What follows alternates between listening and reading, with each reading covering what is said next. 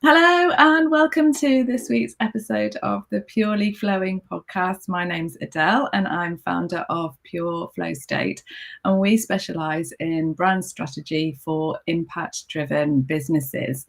And the name Pure Flow State comes from the concept of flow state, which was coined by an Hungarian-American psychologist named Michal Csikszentmihalyi back in the 70s to describe a moment of pure bliss where you could do whatever it is you're doing forever because you're so focused on what it is that you're doing and time just slips away. And wouldn't we all like to achieve that with our brands? So we work with brands to help them achieve that, working from the inside out so that they can connect with the people who need them and where they can make the most impact. And these sessions are all about talking to friends, business owners, entrepreneurs about their experience of the flow state and how they get into flow, and if they've ever been out of flow, to share their experience. So hopefully we're going to inspire people to all find a little bit of flow in their lives on a Friday, which is wonderful going into the weekend.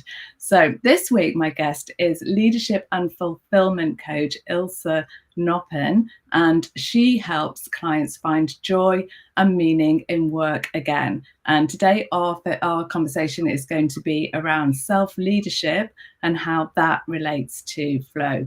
So welcome, Ilse. I'm so excited to have you here today and for our chat. We've got a lot of alignment in the way that we think and values and things like that. So I'm really excited to hear about your experience of flow. So tell me, first of all, how are you flowing this week?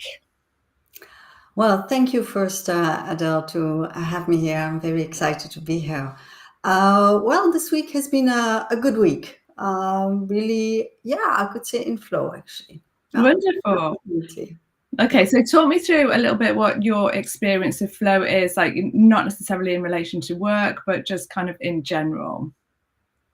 Yeah, in general, I mean, for me, my understanding of flow is to be in a state where I'm doing something that brings me closer to my true north. Now, for me, True North, which is the name of my company also, is that place of meaningful connection where we feel aligned with ourselves, our values and purpose. And that is indeed not just in our work, but it can also be, in life, with who do we surround ourselves with. That's also bringing us closer to our flow, let's say.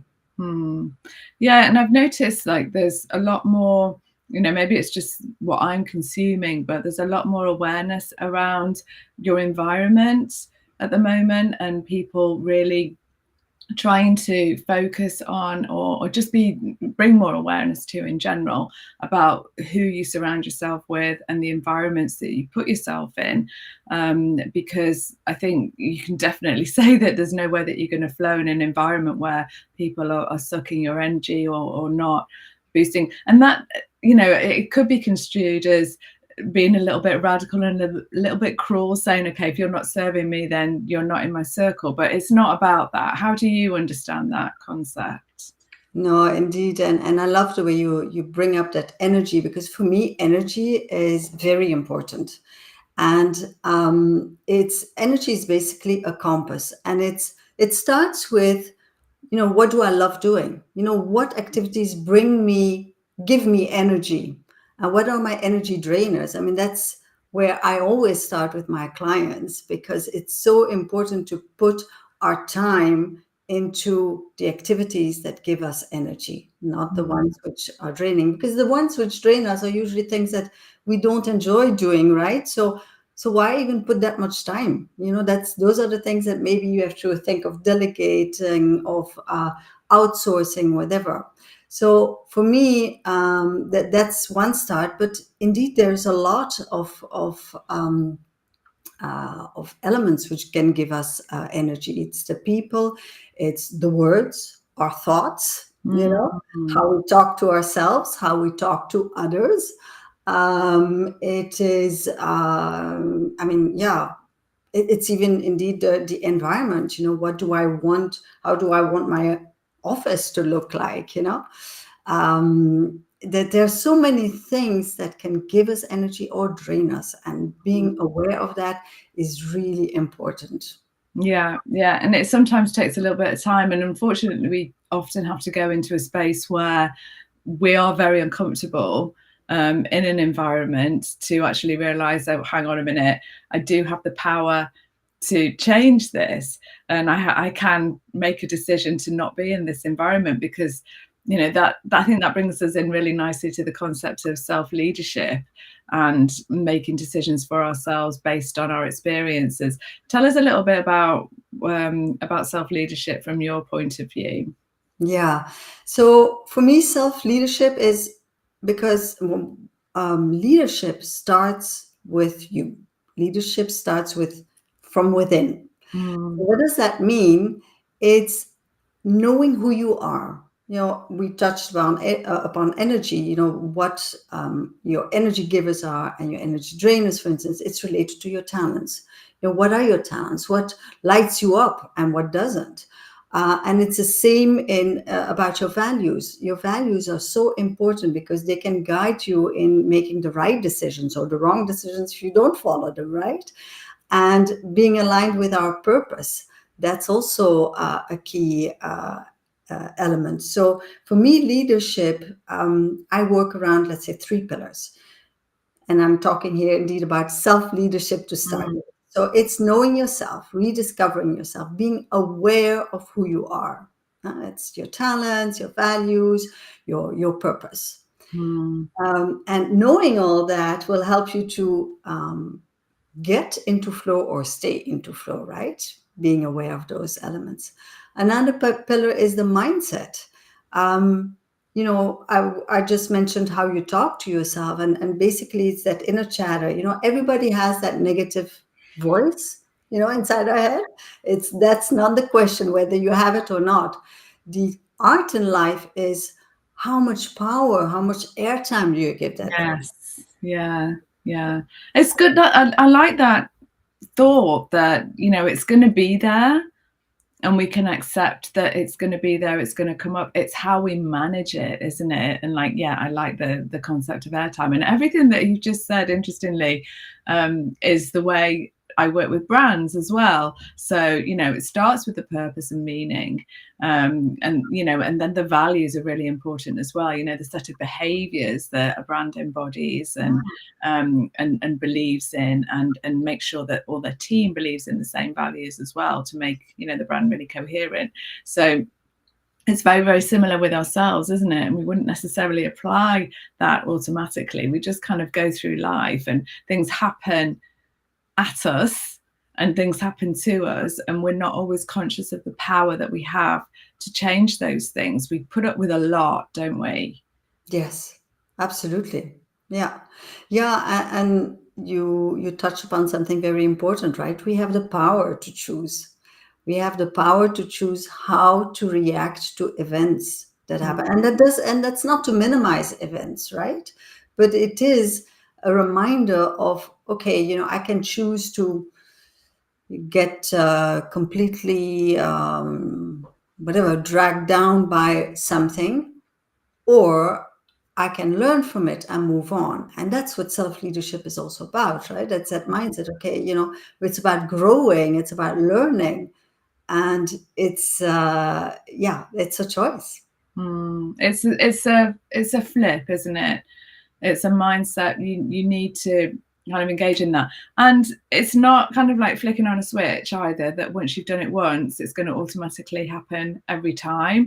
You constantly have to remind yourself, but perhaps once you've done it a few times, it becomes more of a, okay, yeah, I see what's happening here.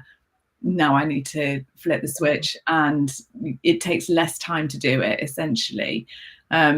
So is that something that, I imagine when you go into the workplace, you help people find more meaning in what it is that they do? Because we all know that when you're working in a role, it's not always the best role for you. Your strengths may lie in other places. Perhaps you don't have belief in yourself to be able to try another role or completely change it. How do you go about helping them recognize where they are right now and the potential that they have to do something differently?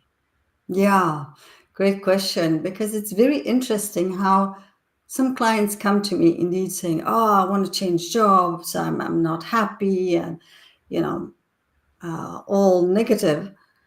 But then, as they become more aware of who they are, they realize that actually they can be doing things in a more authentic way. Because very often people have this idea of a leader, and they are trying to copy behaviors or whatever.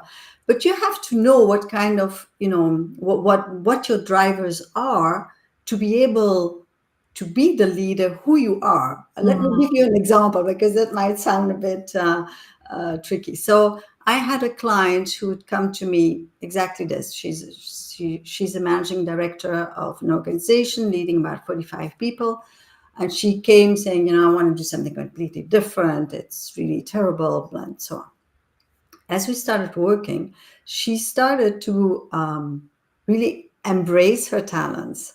And here there is, so in the tool that I work with, we identify the directorship, so strategic insight as one talent, the structure and tactics, which is the management. It's so while directorship is about what are the goals and how can we get there, structure and tactics, which is management, is okay, how do we get there? What's our action plan? What are our priorities? How do we get to our goals? And then there is entrepreneurship.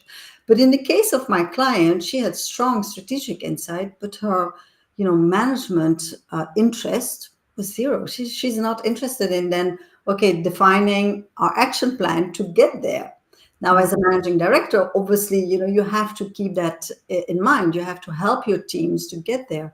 But when she realized how she was able to really help her team leaders in a different way, because she realized, okay, this is not my passion, but I'm here to co-create things with my team leaders and get to where we need to get. Mm. And she completely shifted, and she is still happily in her job. So while she came wanting to change, she actually is enjoying where she is now, because she has found her leadership voice. And I'm wondering, I'm curious if you see that more in females than you do in males, like kind of this need to give ourselves permission to be able to do things, or the not recognizing what our talents are, not being so open or forward about what we're good at, even down to accepting compliments. Yeah. It's like, like, what a great jumper. This, like, I've just got it on sale, or I've had it for years. Your hair looks like, oh, I just washed it. Like we don't like accepting compliments. We find it uncomfortable to do that when the focus is on us. Yeah. So do you find that with the clients that you work with, that's kind of another hurdle that you need to get over, that perhaps male counterparts don't get engaged with? Yeah, when I look at my clients, about 40% of my clients are men and 60% women. So while I work more with women, there's still a fair amount of men who also come with the same questions to me. What I have noticed indeed is that when we get that, we create that clarity of who they are, create that awareness, there are some women who have got it more difficult to embrace their talents. Some immediately say, okay, yeah, yeah, indeed, I recognize myself and I accept it and I move on with it, right?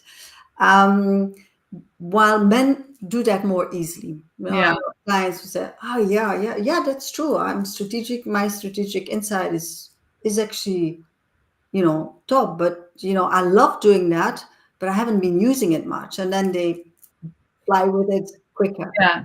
While I've had clients, women who had strong strategic insight and who said, me, no, no, that's not true. While they have, they would have been giving their opinion on the strategy that their bosses would have, would be working on, and they would have really valid points, but not recognize it as being a talent and, the talent of strategic. Mm. So Mm. there is a discrepancy that not in all women, but in some women that I see indeed, that hesitation of really embracing who they are. Mm. They Yeah. get there eventually. Yeah. And why do you think that is? Why do you think that comes from? Yeah, I think, with there are many things that could play, of course. A lack of confidence. Why have women got that? Okay, there are a lot of theories around it, but it also, our mindset also plays a role. Like, how critical are we? Because that's another thing. Yeah. In mindset, these little voices that we have, men very often blame others, judge others, Mm. while women mostly judge themselves. That's interesting. Yeah, I think I could definitely agree with that from what I've seen. I've been out of the Mm, workplace for a long time now, running my own business. yeah. But when I do go into an environment where I engage with teams, and I see people in the workplace, there is a very, very different culture in general, about how people interact with each other, the general feeling that is presented. And, I've seen many, many examples of really poor leadership. And I think bringing it back to self leadership is whoever is in charge, whoever is the leader, if they don't lead themselves well, it's impossible to lead a team really well, isn't it? It's just there's just no way that's going to Exactly. happen.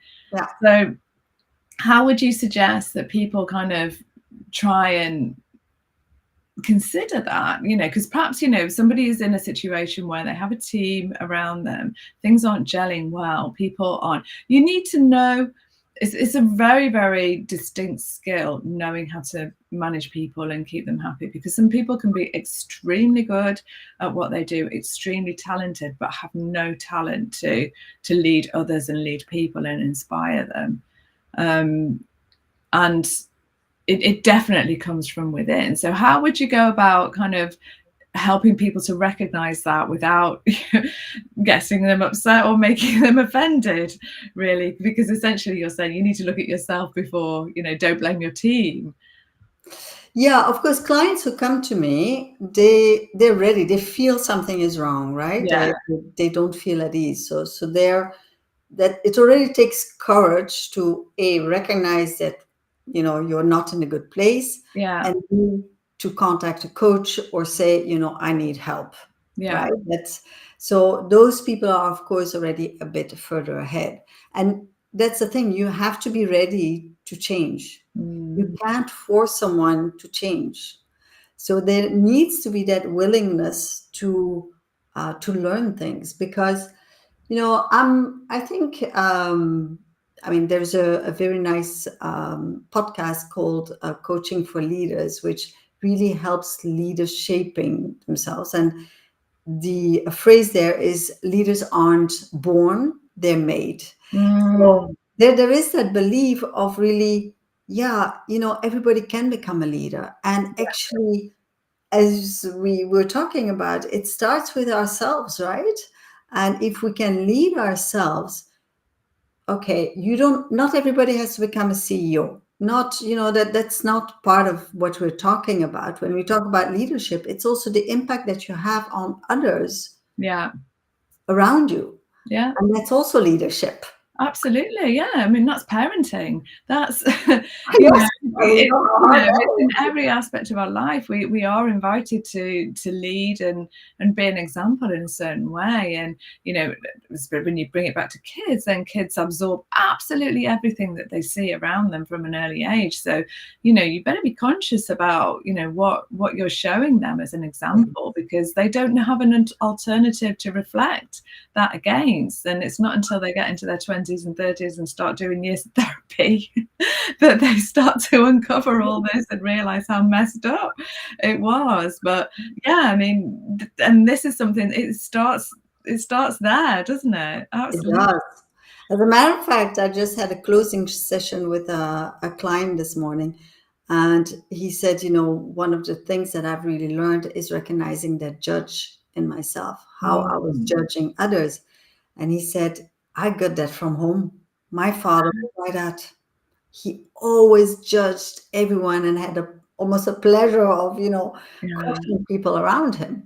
yeah, So, for people to indeed recognize that also, like, okay, this is what I got from home, but I can change it. yes, And how consciously we can have an impact on indeed on our children, on helping them, you know, not go through the same lessons as us. Life yeah, difficult enough, they'll have theirs, but yeah, whatever yeah. we've learned, if we can pass that on to our children. Yeah.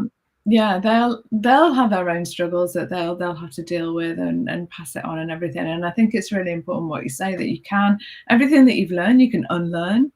Yeah. It might take time, but you can. And you can learn pretty much anything really if you put your mind to it. And there are going to be things that you enjoy doing more, which is where you get to choose what you do and you don't do. I mean, if I really wanted to, I could probably learn car mechanics, but I don't really think I'm going to find much joy in that, so I'll happily pay someone else to do that thing. But there are other things that I could potentially get into flow with, that I could easily get someone else to do it, but I do like doing it. So talk to me, Ilse, about a time where you've noticed in your own world where you've been out of flow and how that impacted you in your life. Yeah. So, what to add before I tell the story, I think there is something else that has to be added on flow. Flow is, being that in that place where we feel at ease, that we're able to take the actions we want to take and get energy from it and enjoy what we do, because that's when we also lose track of time, where we are in flow, right? And at the same time, there has to be, a little stretch, because if we're always in a certain routine, then it gets boring too. So Mm, magic happens in our expansion zone, where, we are growing, where we are learning something. yeah. And one example where I wasn't very much in flow was where I'd gone a bit too far in that challenging zone. Okay. I was invited as a speaker, and I thought I'd prepared myself pretty well, in the sense that I had thought of what and written down my points on what I wanted to talk about, and I had I'd also prepared myself, being doing breathing exercises. I know how to calm myself. However, it didn't go as well as I would have liked. I still was pretty nervous, and then there were other things that happened which were out of my control. But there Mm, were things that I believe I could have, yeah, I could have done better. So there I was out of flow, because though I was doing something that I wanted to do, and I certainly, as a solopreneur, that was an important event, and I loved doing it. It was it's also an occasion to share my knowledge, which I yeah. enjoy. However, I felt I hadn't prepared correctly. Mm, I hadn't surrounded myself with the right advice, and giving me the support I needed to really shine at that moment. And that was a missed opportunity. mm, So rather than, of course, beating myself up for it, I thought, okay, what can I do differently next time? And that's where I decided, okay, next time I'll get a coach, and help me prepare, not just on the content, which I'd done, but really go further into that, about what kind of words do you use, or when do you start telling a story, and etc. So that's what I worked on, as well as body language.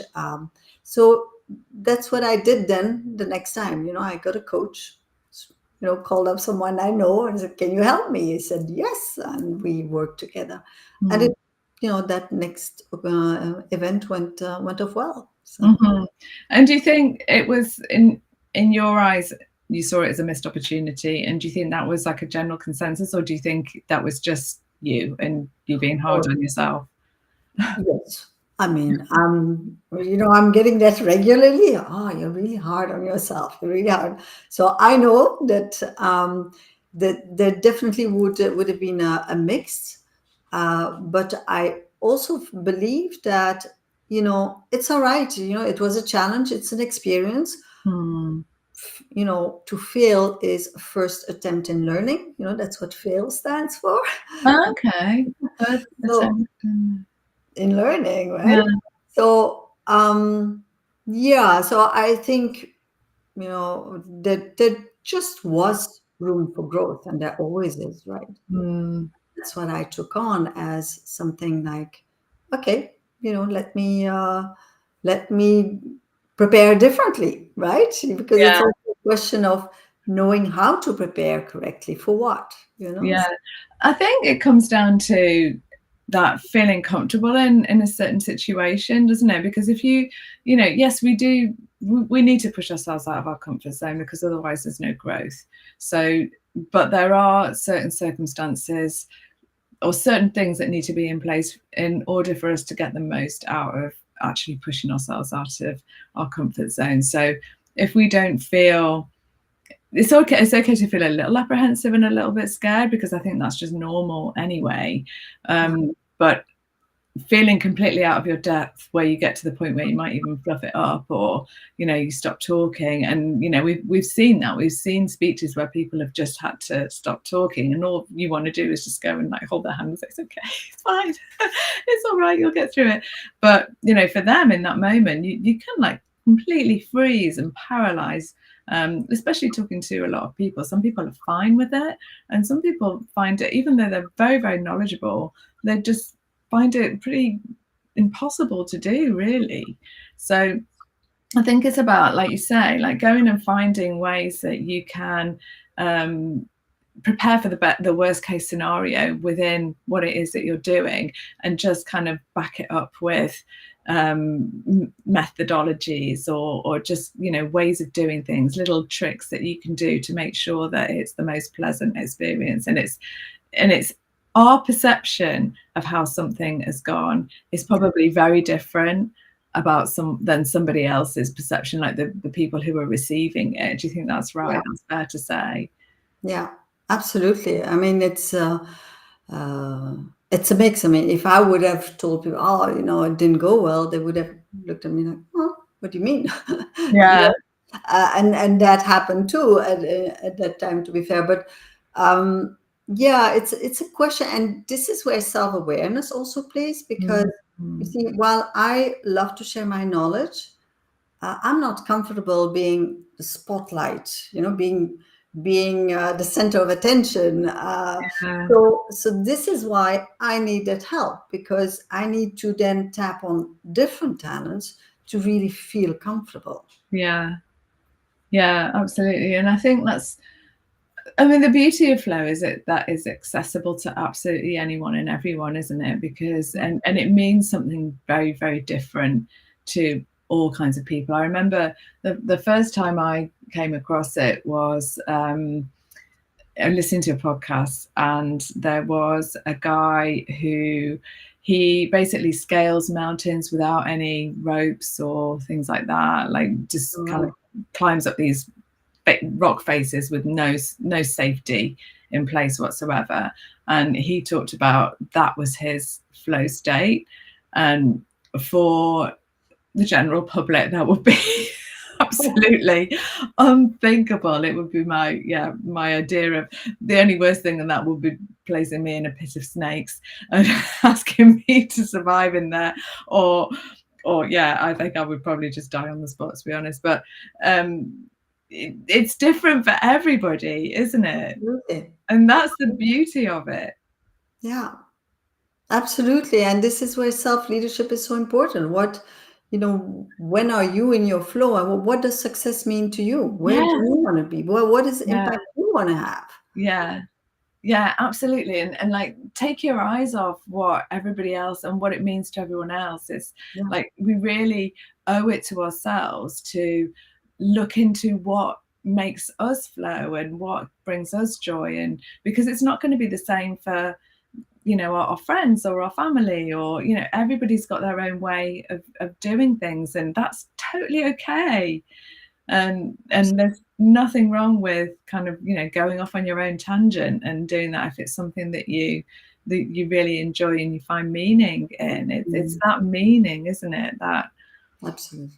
yeah. And the things are like, that the same things are evident, even what, and regardless of what you're doing, you've got that sense of bliss, you've got that sense of time slipping away, you've got the sense of getting loads of stuff done, you're focused, you've got the meaning. It's all there. It doesn't really matter what you're doing. For some people it could be outside, for some people it could be indoors, for some people, it could be something artistic. For some other people, it could be solving a maths problem.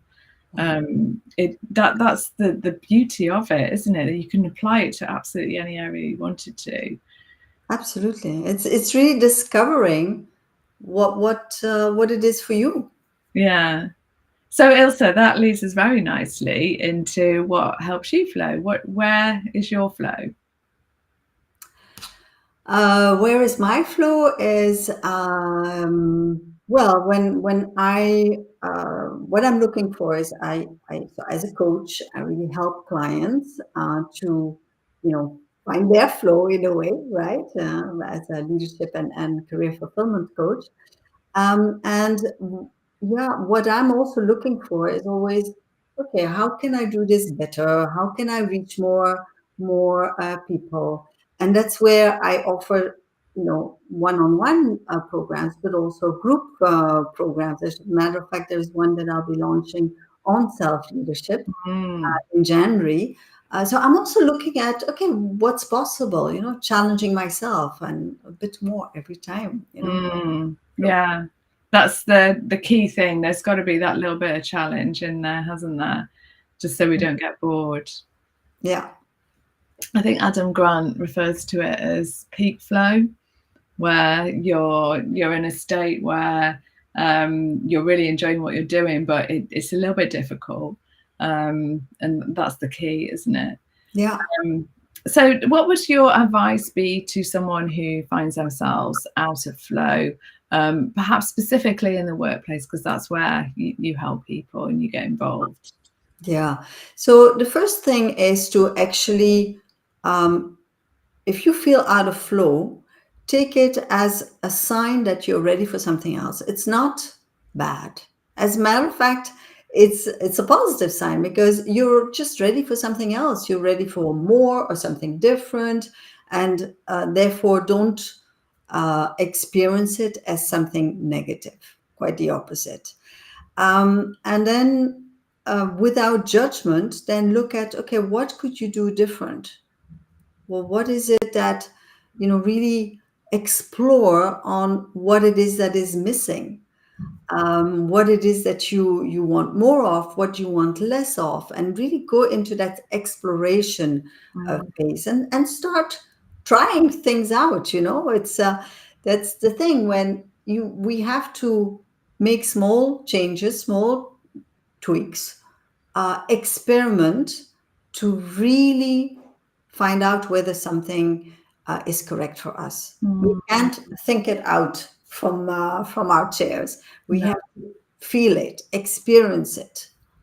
Yeah, just and take small steps. You don't have to Yeah, like completely. You don't have to quit your job the next day just because you don't certainly like not. it. No. Certainly not. That's really, if you're unhappy in your job, that's what I always tell people, is the last thing to do is to quit your job. Mm, It's not, because the story that I just shared earlier. I mean, this client was ready to give in her notice, and good she didn't, because she found herself in that exact flow. Now she might still look for another job. yeah. That I'm not, because she's also kind of she's been quite a few years in that company, so she's ready for something else. But now she's looking for something else so that she'll be pulled to something rather than pushed out of her job. Yeah, wonderful. Yes, that's a good distinction. Yeah. So thank you, Ilse. I really enjoyed this conversation all about self-leadership and how important it is. And I was really intrigued to see how many parallels there are in what we've talked about today in self-leadership. It could certainly be applied in a brand perspective, the way that a brand is run and understanding itself and what it's good at, what the strengths are, what the core competencies are, in order to share that with the rest of the world and where they want to make an impact. So it's all been very, very nicely tied in together in a lovely bow. So thank you, Ilse, for joining me today. I really enjoyed our conversation. We will drop the links in the comments about where people can find you and the programme that you mentioned that's happening in January. And we'll also drop the link. Let me know the podcast that you just mentioned earlier about for leaders. We'll drop that in as well. So thank you so much, Ilse. Thank you very much for having me, Adele. Absolute pleasure. Oh, loved it. And thanks everyone for joining.